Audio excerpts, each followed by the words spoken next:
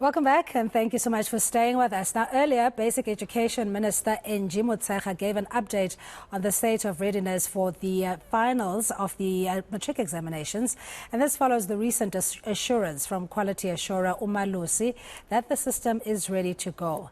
Now, over 800,000 candidates, most of them full-time pupils, will be taking their national senior certificate exams this year. eNCA reporter Moloko Moloto is tracking the story and is joined by the Minister. It's over to you, Moloko Moloto. In terms of what the Minister had briefed the media about the readiness for the final year-end exams.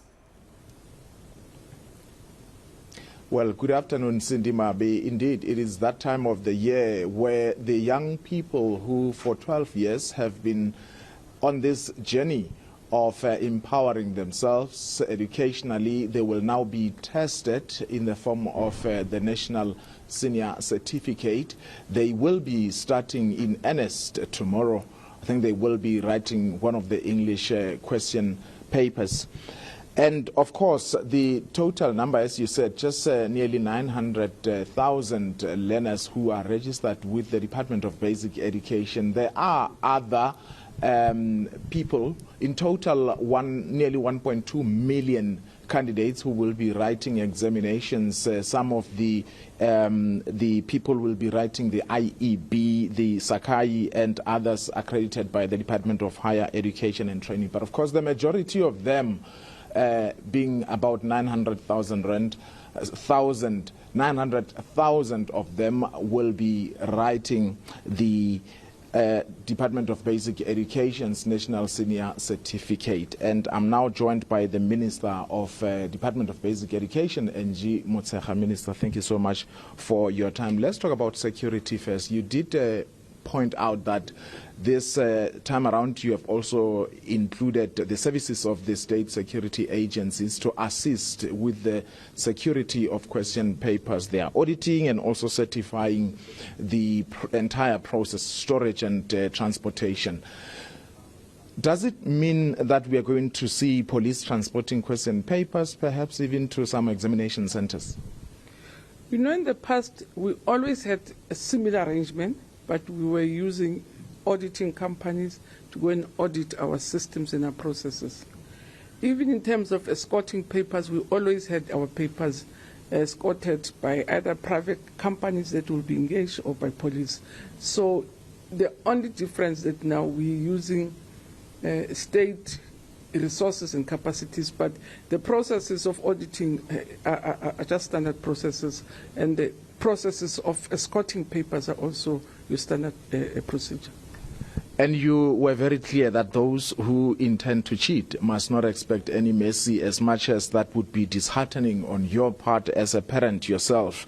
And what comes to mind actually is Mpumalanga. It's always been the problem child, Minister, and I'm not really picking on them. I remember in 1999 when I was at the then Technical Pretoria, some of my classmates were kicked out of class because they were implicated in that. It turned out that they did not pass. Are you paying special attention to certain provinces which perhaps are problematic? No, we do. And Mpumalanga, unfortunately, you know, Mpumalanga, it's long ago, they had a problem of leaking. And then they tightened the system so well and improved to an extent that they were better managed exam system after the old leaks. The last year's one came in between other provinces. There was a KZN, there was an Eastern Cape one. So it's not as if they stand out alone. But in the recent times where we've not had leaks in a long time, and this is actually not a leak, it's a very strange things of using ICTs. I'm told these learners bring two phones. When you say they must hand over, they've hidden another one. You think they've handed over their phones. So it was a different one, and they were aided by teachers. So it was a different and very painful situation. And for me, it's painful because, I mean, for a young person to be barred from exams, because when I came in as minister, it was 3 years. And I did say to the teacher, to say 3 years for a young person, it's a lifetime. So they may not come back. And then the easiest was say, okay, let's bar them away from 3 years. And the things that you can't loosen it further because it's such a serious offense for the integrity of a national exam, because it really puts into question the credibility of other children's certificate and the value of their certificate. Yeah, just for the benefit of our viewers, you are making reference here to about 900 and something learners who apparently cheated last year or so, and they will not be allowed to write this year going forward until they serve that particular sentence of not writing examinations.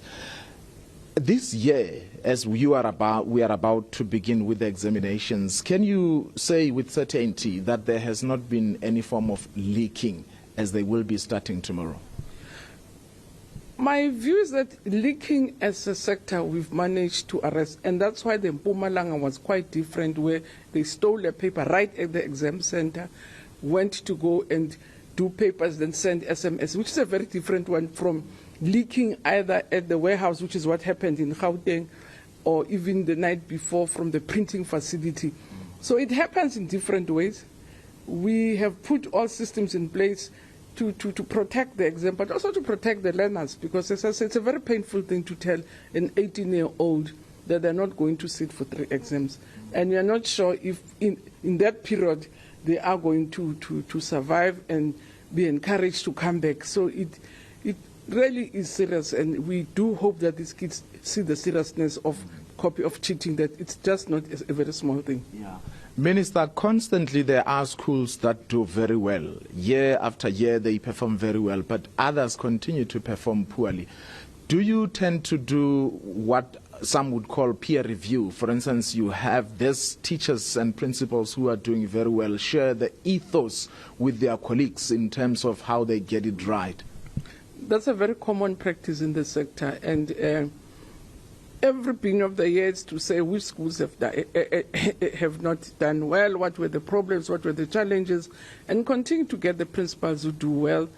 In the past, we used to get them to the other principals to mentor them, but it was not a very successful program of mentoring, getting another principal to come and sit at the head of the other principal. It used to create lots of tensions, whereas it's better when the school turns itself around. Either you change your leadership or you work directly with the school without necessarily imposing. But we really work hard with them to say, this school, they did the following. Let's check what are the challenges. So we do it constantly. Yeah. There's this question that really bothers me a lot, and I never really made sense of it. And I also had you reiterating here that even if you were to pass the other subjects, for as long as you failed your home language, you're not going to pass. Some people are saying we have no intentions of even pursuing careers that are in line with our home languages. Why is it important for learners to pass their home languages? Personally, I've raised it with the officials to say, can we relax? Because also when we did an assessment of our curriculum, when we're benchmarking it, one of the factors that came were that we've got too many conditions with our exams, and we're considering it. But bearing in mind that a language is more than, it's your think process. So if you can't even pass in a language, because we're not only asking you for meaning of words, spelling and other things, you ask questions which test your cognitive levels. And if you can't engage cognitively in a language you understand, then there are doubts about your ability to move to the next step. So it's not about Sepedi or Sizulu, but it's really testing your cognitive capacity in a language that you understand. All right, let's conclude then, Minister Motshekga. I'm more interested with money now. Do you have any idea how much we are spending on this examination? I'll ask DG, but it's massive. It's one of our biggest budget line. We share the costs with provinces. So I'll ask DG to give us the figures, but it's a very expensive exercise. All right. He says it could be $1 billion. It's a very expensive exercise because we have to pay examiners, we have to pay now your moderators. We are printing 9.7 million papers, so it's a very expensive exercise. The transporting of papers in schools, it's really a very big enterprise. All right, thank you so much for your time. Angie Motshekga, the Minister of Basic Education, but there was also a point on load shedding. And she was emphasizing that the schools are ready. Others are even putting in place contingency plans in terms of generators to ensure that there is no disruptions. And Moloko, earlier on, the Minister had also touched on the support that was given to learners with special needs who would be even worse, adversely affected more through the COVID-19 pandemic. We've seen that there had been a number of study camps that the Basic Education Department had embarked on, let alone the online platforms where young people could stream or even gain access to additional examination papers. So we do appreciate that, some work has been done, and hopefully that the matriculants of 2023 go in there with confidence, knowing that they have the support and love as well. But we appreciate it, Moloko Moloto. We're going to have to leave it there. That's my colleague Moloko Moloto, who is in Pretoria, where the Basic Education Minister earlier gave a media briefing with the readiness of the 2023 final year-end exams.